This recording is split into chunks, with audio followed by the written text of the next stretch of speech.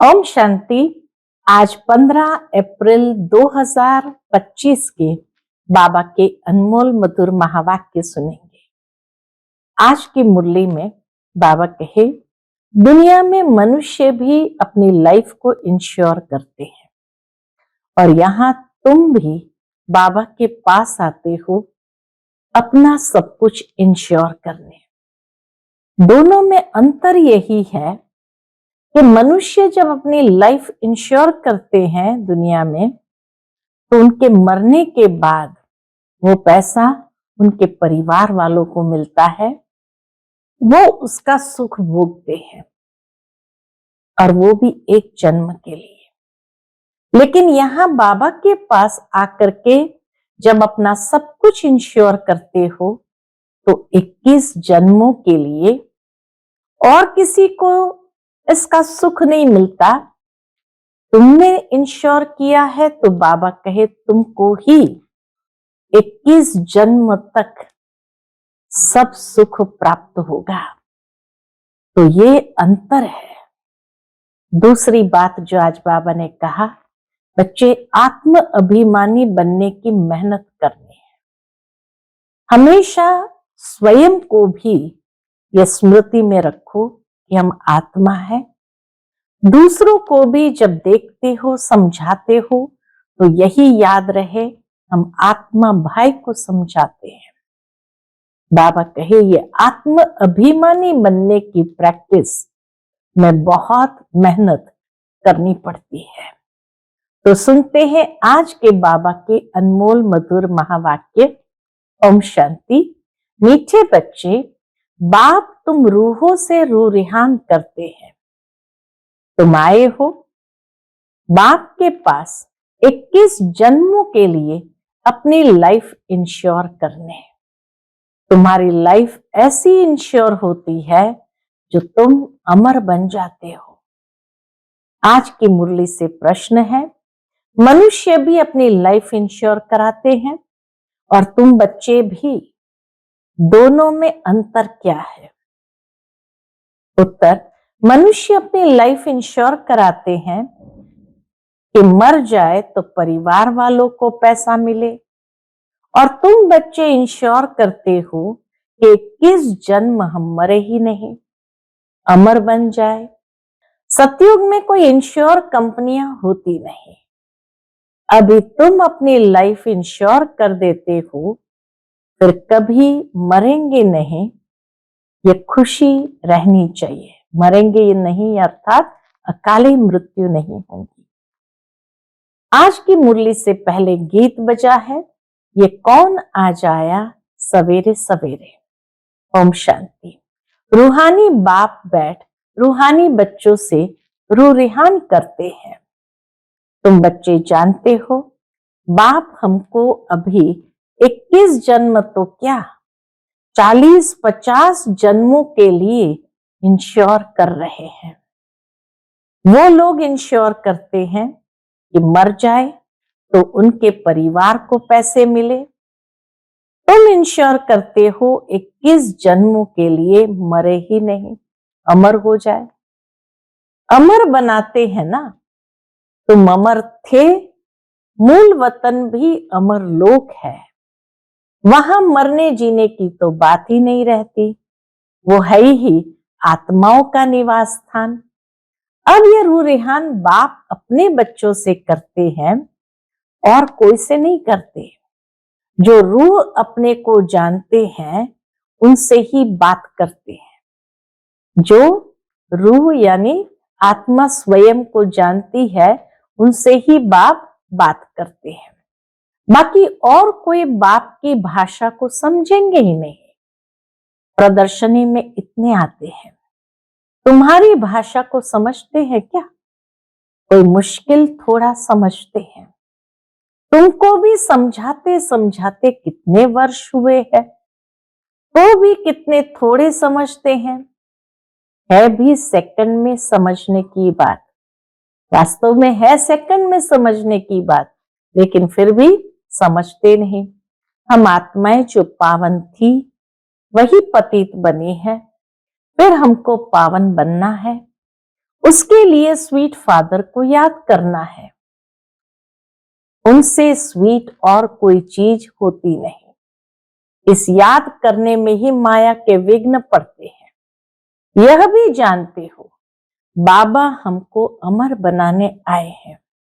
पुरुषार्थ कर अमर बन अमरपुरी का मालिक बनना है। अमर तो सब बनेंगे। सतयुग को कहा ही जाता है अमर लोक। यह है मृत्यु लोक। यह अमर कथा है। ऐसे नहीं कि सिर्फ शंकर ने पार्वती को अमर कथा सुनाई। वह तो सब है भक्ति मार्ग की बातें। तुम बच्चे सिर्फ मुझ एक से ही सुनो। बाबा कहे तुम बच्चे सिर्फ मुझ एक से ही सुनो और माम एकम याद करो। ज्ञान मैं ही दे सकता हूं। ड्रामा प्लान अनुसार सारी दुनिया तमो प्रधान बनी है। अमरपुरी में राज्य करना उसको ही अमर पद कहा जाता है।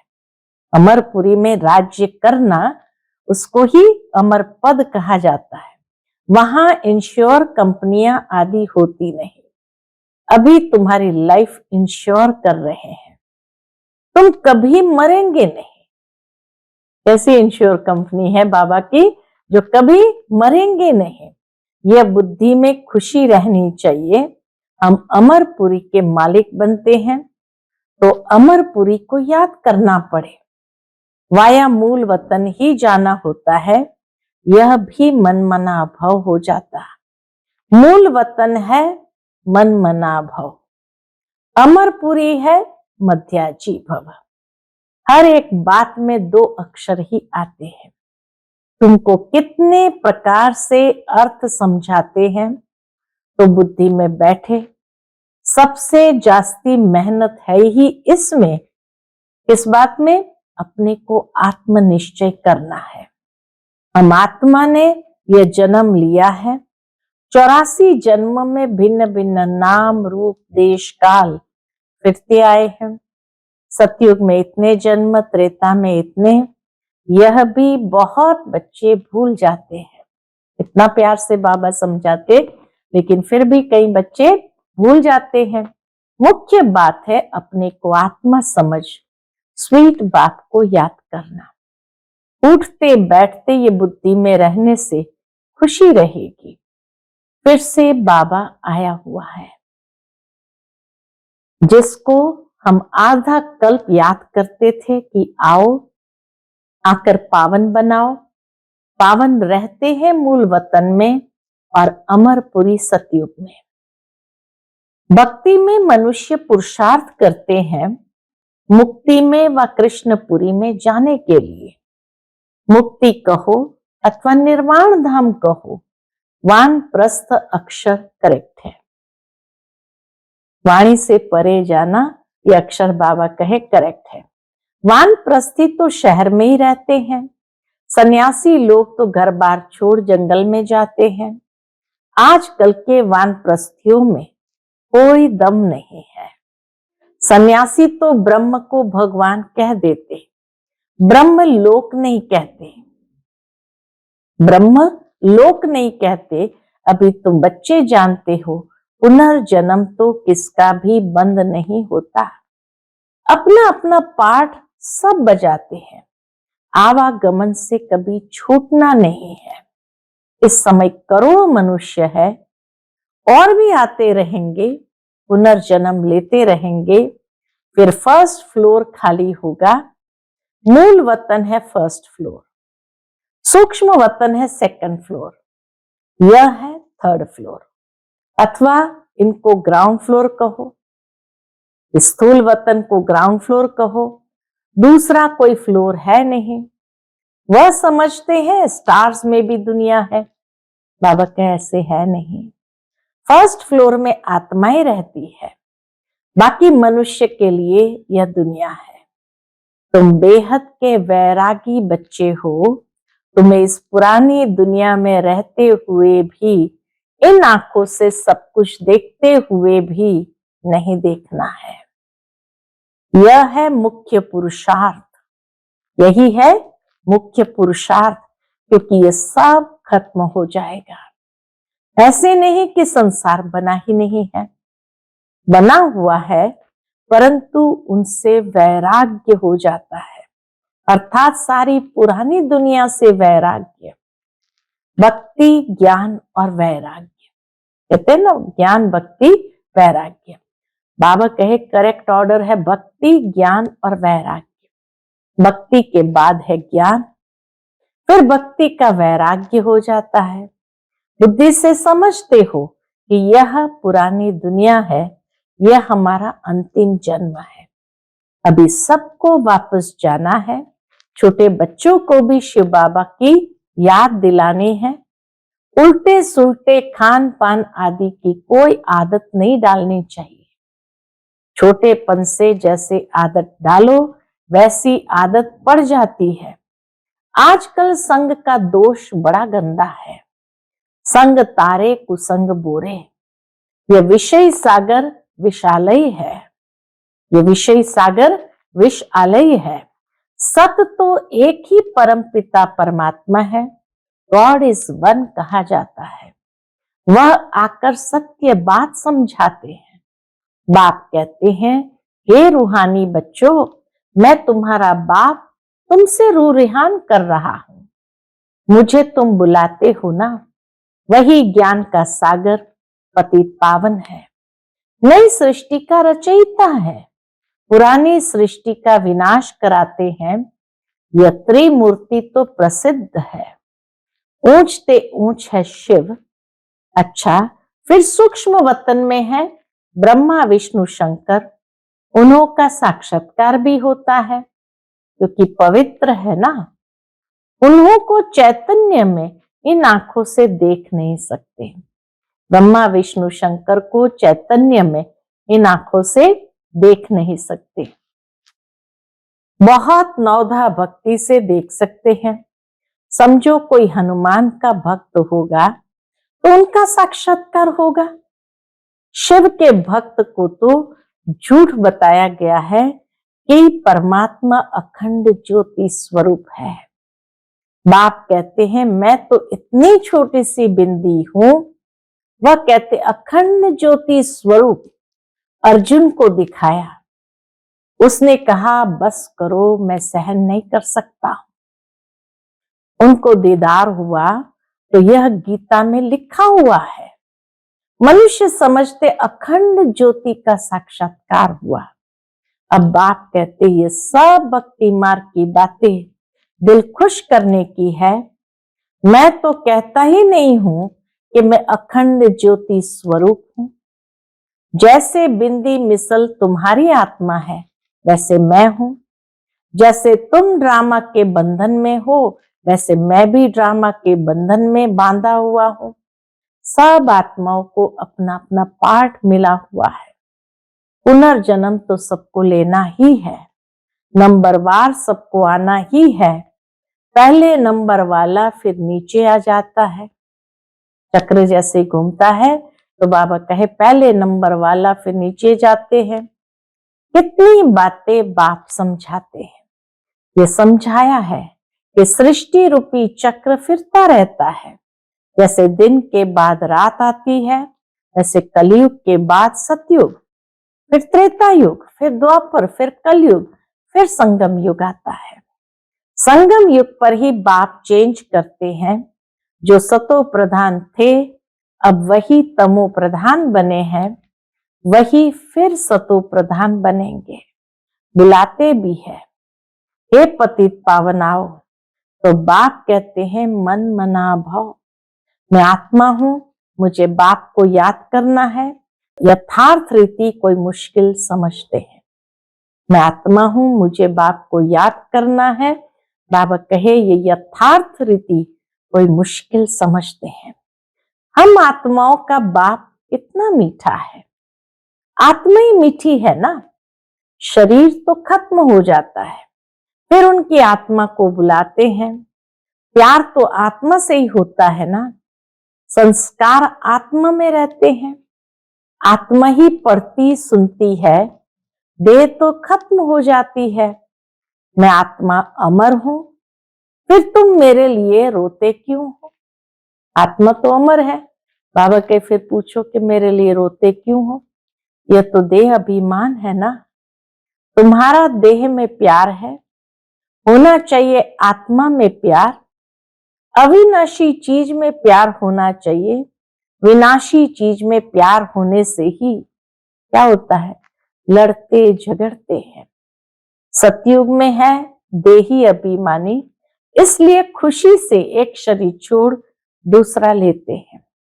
रोना पीटना कुछ भी होता नहीं। तुम बच्चों को अपनी आत्म अभिमानी अवस्था बनाने के लिए बहुत प्रैक्टिस करनी है। क्या प्रैक्टिस करेंगे? मैं आत्मा हूं, अपने भाई आत्मा को बाप का संदेश सुनाता हूं। हमारा भाई इन ऑर्गन्स द्वारा सुनता है। ऐसी अवस्था जमाओ। आत्मचिंतन करते हुए आत्म अभिमानी बनने की प्रैक्टिस करो, तो ऐसी अवस्था बाबा के जमाओ। बाप को याद करते रहो तो भी कर्म विनाश होते रहेंगे। खुद को भी आत्मा समझो, उनको भी आत्मा समझो, सामने वाले को भी आत्मा समझो, तब पक्की आदत हो जाए। यह है गुप्त मेहनत। अंतर्मुख हो, इस अवस्था को पक्का करना है। जितना समय निकाल सको उतना समय लगाओ। 8 घंटा तो धंधा आदि भल करो, नींद भी करो, बाकी इसमें लगाओ। 8 घंटा तक पहुंचना है, तब तुमको बहुत खुशी रहेगी। पतित पावन बाप कहते मुझे याद करो तो तुम्हारे विकर्म विनाश हो। ज्ञान तुमको अभी ही संगम पर मिलता है, महिमा सारी इस संगम युग की है। जबकि बाप बैठ तुमको ज्ञान सुनाते हैं। इसमें स्थूल कोई बात नहीं, बाबा के स्थूल की तो कोई बात ही नहीं। ये जो तुम लिखते हो वह सब खत्म हो जाएगा। नोट भी इसलिए करते हो ताकि पॉइंट्स नोट होने से याद रहेगी। कोई की बुद्धि तीखी होती है तो बुद्धि में याद रहती है, नंबरवार है ना। मुख्य बात बाप को याद करना है और सृष्टि चक्र को याद करना है। कोई विकर्म नहीं करना है। गृहस्थ व्यवहार में भी रहना है, पवित्र जरूर बनना है। कई गंदे ख्यालात वाले बच्चे समझते हैं हमको ये फलानी बहुत अच्छी लगती है, इनसे हम गंधर्व विवाह कर ले। परंतु ये गंधर्व विवाह तो तब कराते जबकि मित्र संबंधी आदि बहुत तंग करते हैं, तो उनको बचाने के लिए। ऐसे थोड़ी सब कहेंगे हम गंधर्व विवाह करेंगे, ये कभी रह नहीं सकेंगे। वो गंधर्व विवाह करके कभी पवित्र रह नहीं सकेंगे। पहले दिन ही जाकर गटर में पड़ेंगे। नाम रूप में दिल लग जाती है, यह तो बड़ी खराब बात है। गंधर्व विवाह करना कोई मासी का घर नहीं है। 1-2 से दिल लगी तो कह देते गंधर्व विवाह करे। इसमें संबंधियों को बड़ा खबरदार रहना चाहिए, समझना चाहिए ये बच्चे काम के नहीं। जिससे दिल लगी है उससे हटा देना चाहिए, नहीं तो बातें करते रहेंगे। इस सभा में बड़ी खबरदारी रखनी होती है। आगे चल बड़े कायदे से सभा लगेगी। ऐसे ऐसे ख्यालात वाले को आने नहीं देंगे।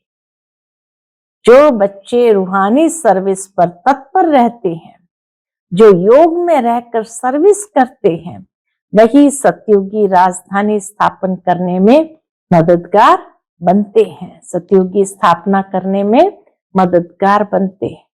सर्विसेबल बच्चों को बाप का डायरेक्शन है। क्या डायरेक्शन है? आराम हराम है। सर्विसेबल बच्चों को बाप का डायरेक्शन है, आराम हराम है। जो बहुत सर्विस करते हैं वह जरूर राजा रानी बनेंगे। जो जो मेहनत करते हैं, आप समान बनाते हैं, उनमें ताकत भी रहती है। स्थापना तो ड्रामा अनुसार होनी ही है। अच्छी रीति सब पॉइंट्स धारण कर फिर सर्विस में लग जाना चाहिए। आराम भी हराम है, सर्विस ही सर्विस, तब ऊंच पद पाएंगे। बादल आए और रिफ्रेश होकर गए सर्विस पर, सर्विस तो तुम्हारी बहुत निकलेगी। किस्म किस्म के चित्र निकलेंगे जो मनुष्य झट समझ जाए। ये चित्र आदि भी इम्प्रूव होते जाएंगे। इसमें भी जो हमारे ब्राह्मण कुल के होंगे वह अच्छी रीति समझेंगे। समझाने वाले भी अच्छे हैं तो कुछ समझेंगे। जो अच्छी रीति धारण करते हैं, बाप को याद करते हैं, उनके चेहरे से ही मालूम पड़ जाता है, बाबा हम तो आपसे पूरा वर्षा लेंगे। तो उनके अंदर खुशी के ढोल बजते रहेंगे। सर्विस का बहुत शौक होगा। रिफ्रेश हुए और यह भागे। सर्विस के लिए हर एक सेंटर से बहुत तैयार होने चाहिए। तुम्हारी सर्विस तो बहुत फैलती जाएंगी, तुम्हारे साथ मिलते जाएंगे। आखिर एक दिन सन्यासी भी आएंगे। बाबा की भविष्यवाणी, आखिर एक दिन सन्यासी भी आएंगे। अभी तो उन्हों की राजाई है, उन्हों के पैरों पर पड़ते हैं। भक्त लोग उन्हों के पैरों पर पड़ते हैं, पूजते हैं। बाप कहते हैं ये भूत पूजा है। पंच तत्वों, पंचभूत कहा जाता है ये शरीर को। तो बाबा कहते ये भूत पूजा है, मेरे तो पैर है नहीं, इसलिए पूजने भी नहीं देंगे। बाबा पूजने भी नहीं देंगे, मैंने तो ये तन लोन लिया है। इसीलिए इनको भाग्यशाली रथ कहा जाता है। इस समय तुम बच्चे बहुत सौभाग्यशाली हो। क्यों? क्योंकि तुम यहाँ ईश्वरीय संतान हो। गायन भी है, आत्माएं परमात्मा अलग रहे बहुकाल। तो जो बहुत काल से अलग रहे हैं वही आते हैं, उनको ही आकर पढ़ाता हूं। श्री कृष्ण का ये अंतिम जन्म है, इसलिए नाम भी इस एक का श्याम सुंदर पड़ा है। शिव का तो किसी को पता नहीं है कि क्या चीज है। यह बात बाप ही आकर समझाते हैं। मैं हूं परमात्मा, परम धाम में रहने वाला हूं, तुम भी वहां के रहने वाले हो। मैं सुप्रीम पतित पावन हूं। तुम अभी ईश्वरीय बुद्धि वाले बने हो। ईश्वर की बुद्धि में जो ज्ञान है वह तुमको सुना रहे हैं। सतयुग में भक्ति की बात नहीं होती, यह ज्ञान तुमको अभी मिल रहा है। अच्छा, मीठे मीठे सिकिलते बच्चों प्रति माता पिता बाप दादा का याद प्यार और गुड मॉर्निंग। रूहानी बाप की रूहानी बच्चों को नमस्ते। हम सब रूहानी बच्चों की रूहानी माता पिता बाप दादा को याद प्यार, गुड मॉर्निंग और नमस्ते। नमस्ते, शुक्रिया बाबा, शुक्रिया। आज की मुरली से धारणा के लिए मुख्य सार है। पहली पॉइंट, अंतर्मुखी होकर अपनी अवस्था को जमाना है, अभ्यास करना है। मैं आत्मा हूं, अपने भाई आत्मा को बाप का संदेश देता हूं। ऐसा आत्म अभिमानी बनने की गुप्त मेहनत करनी है। दूसरी पॉइंट, रूहानी सर्विस का शौक रखना है। आप समान बनाने की मेहनत करनी है। संग का दोष बड़ा गंदा है, उससे अपने को संभालना है। उल्टे खान पान की आदत नहीं डालनी है। आज का बाप दादा का मधुर वरदान हम बच्चों के प्रति है, विश्व कल्याण के कार्य में सदा बिजी रहने वाले विश्व के आधार मूर्त भव। विश्व कल्याण के कार्य में सदा बिजी रहने वाले विश्व के आधार मूर्त भव। विश्व कल्याणकारी बच्चे स्वप्न में भी फ्री नहीं रह सकते। जो दिन रात सेवा में बिजी रहते हैं उन्हें स्वप्न में भी कई नई नई बातें, सेवा के प्लान व तरीके दिखाई देते हैं। वे सेवा में बिजी होने के कारण अपने पुरुषार्थ के व्यर्थ से और औरों के भी व्यर्थ से बचे रहते हैं। उनके सामने बेहद विश्व की आत्माएं सदा इमर्ज रहती है। उन्हें जरा भी अलबेलापन आ नहीं सकता। ऐसे सेवाधारी बच्चों को आधार मूर्त बनने का वरदान प्राप्त हो जाता है। आज का स्लोगन है, संगम युग का एक एक सेकंड वर्षों के समान है, इसलिए अलबेलेपन में समय नहीं गंवाओ। संगम युग का एक एक सेकंड वर्षों के समान है, इसीलिए अलबेलेपन में समय नहीं गंवाओ। आज का व्यक्त इशारा, कंबाइंड रूप की स्मृति से सदा विजयी बनो। जिसके साथ स्वयं सर्वशक्तिमान बाप कंबाइंड है, सर्व शक्तियां स्वतः उनके साथ होगी। जहां सर्व शक्तियां हैं, वहां सफलता न हो यह असंभव है। कोई अच्छा साथी लौकिक में भी मिल जाता है तो उसको छोड़ नहीं सकते। ये तो अविनाशी साथी है, कभी धोखा देने वाला साथी नहीं है, सदा ही साथ निभाने वाला साथी है। तो सदा साथ साथ रहो, सदा साथ साथ रहो। अच्छा, ओम शांति।